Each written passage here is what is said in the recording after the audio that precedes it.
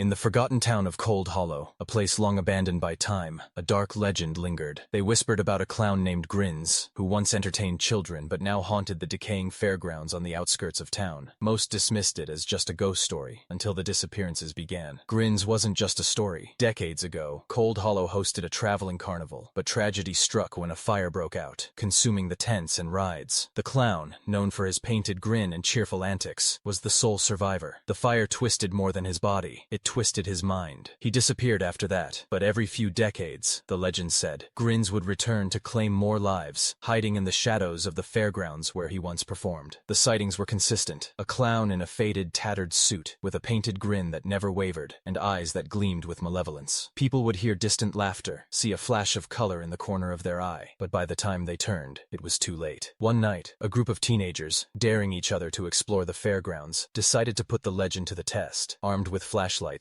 they entered the rusted gates, laughter masking their unease. As they wandered deeper into the ruins, the air grew colder, the silence more oppressive. Then, under the shadow of the Ferris wheel, they saw him, Grins, standing still, his head tilted at an unnatural angle, his eyes fixed on them. Their laughter died, replaced by terror as they tried to flee. But Grins was faster. Their screams echoed through the night, but by morning, the fairgrounds were silent once more. The teenagers were never seen again, and only a single balloon, tied to the Ferris wheel, remained. In Cold Hollow, the legend of Grins was no longer a story. It was a warning, and somewhere in the shadows, Grins waited, his grin wider than ever, ready for the next unwitting visitor to cross his path.